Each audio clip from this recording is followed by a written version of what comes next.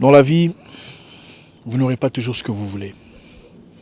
Vous n'aboutirez pas toujours à vos objectifs. Vous n'atteindrez pas toujours vos fins comme vous l'anticipiez. Ça fait partie de la vie. Quelquefois, des gens que vous connaissez, des gens avec qui vous avez commencé, des gens avec qui vous avez grandi, iront plus loin que vous dans tel ou tel domaine. Il se pourrait que vous ayez des idées d'entreprise, des idées de développement, des idées d'avancement, des ambitions que vous n'accomplissez pas. Mais par contre, ces gens que vous connaissez, ces gens avec qui vous avez commencé, les accomplissent. Ça fait partie de la vie. Dans la vie, vous ne réussirez pas à tous les coups. Vous n'aurez pas toujours du succès. Vous ne serez pas toujours dans le positif. Vous ne grandirez pas toujours au-delà de tout le monde. Quelquefois, des gens avec qui vous avez commencé iront plus loin que vous. Quelquefois, des personnes, peut-être, à qui vous avez servi de mentor, accompliront des choses plus grandes, plus larges, plus extensuées que vous. Ça fait partie de la vie. Dans la vie, Dieu ne vous appartient pas. Il n'est pas votre bien privé. C'est le même Dieu qui prend soin de vos ennemis. C'est le même Dieu qui prend soin de ceux que vous traitez de jaloux, de méchants, de aigris. Quelquefois, dans la vie, soyez tout ce que vous voulez, sauf un jaloux. Jaloux des autres, jaloux de leur victoire, de leurs accomplissements. Je vous dirai d'où vient la jalousie. Vous savez, quand vous avez connu quelqu'un depuis votre enfance, vous avez peut-être fait la même école primaire, la même école secondaire, vous avez vécu dans le même quartier, connu les mêmes histoires, les mêmes folies.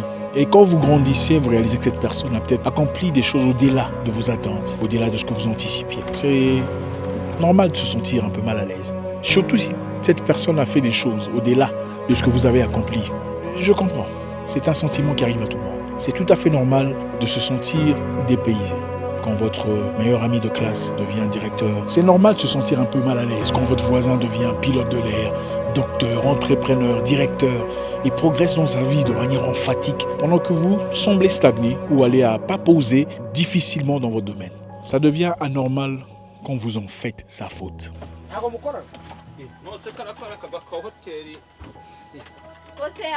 Ce n'est pas de sa faute si vous êtes en retard. Ce n'est pas de la faute de votre ami, de votre cousin, de votre voisin, de votre collègue de classe.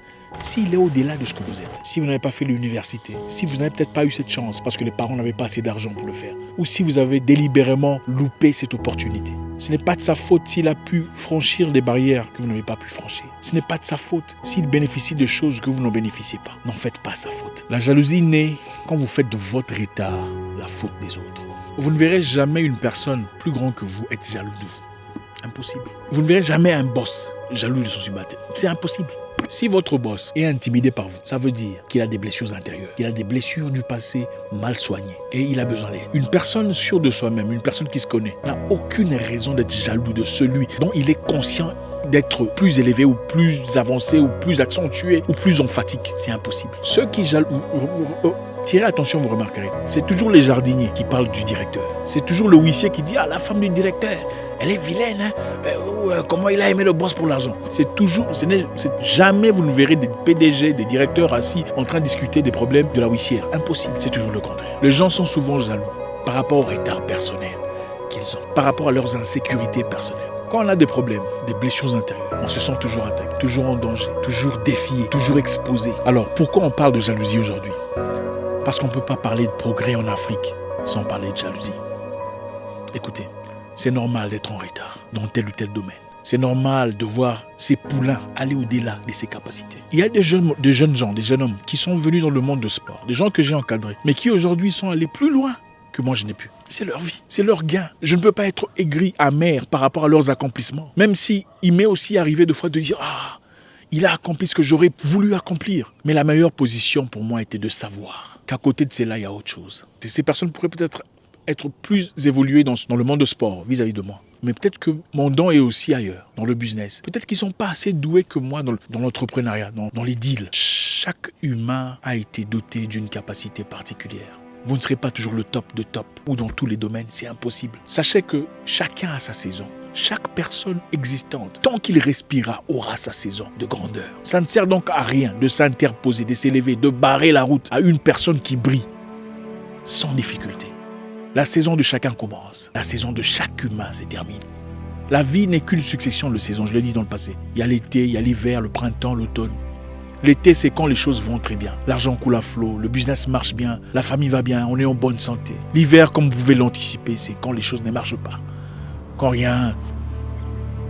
Comprenez votre saison, la saison dans laquelle vous vivez. Inutile d'être jaloux d'une personne que vous avez formée, mais qui allait plus loin que vous. Ça fait partie de la vie. Des gens à qui vous avez peut-être appris à se maquiller, sans marier, ou appris à comment traiter, ont des familles pendant que vous n'en avez pas. Ça fait partie de la vie. Apprenons à être heureux pour les autres. Quand vous ouvrez votre cœur, à la possibilité, au gain, à l'avancement, à la positivité, aux victoires des autres, vous ouvrez une porte pour votre avenir, quelque part, même si c'est ailleurs. La jalousie est simplement un manque personnel, un complexe d'infériorité. Ce n'est jamais parce qu'on est plus grand que cette personne. C'est simplement parce qu'on se sent inférieur et qu'on a besoin d'une justification. On a besoin d'un élément qui justifie pourquoi nous sommes inférieurs, pourquoi il est allé au-delà. Voilà pourquoi vous entendrez les gens dire « Il est devenu politicien parce qu'il léchait les gens des gens. Elle a acheté une voiture parce que c'est une prostituée. » On cherche toujours une raison pour justifier pourquoi on est en arrière.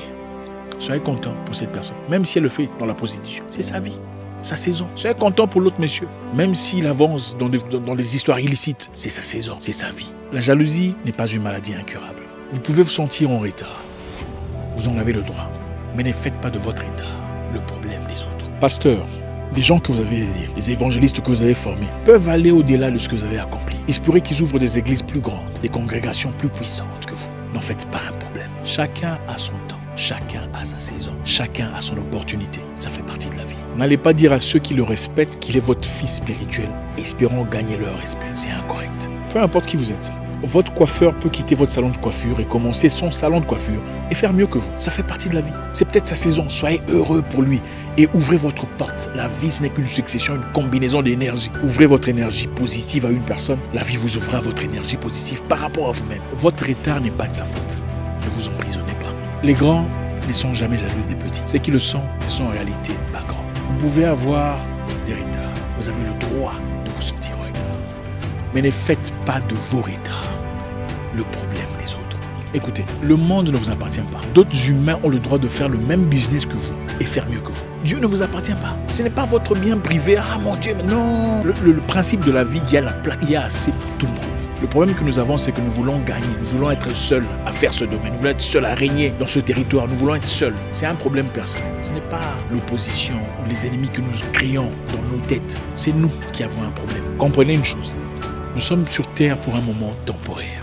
Profitez de la vie, gagnez, gagnez gros, mais laissez aussi les autres gagner. Mon nom est Isaac Mwekassa, le guerrier noir, votre frère.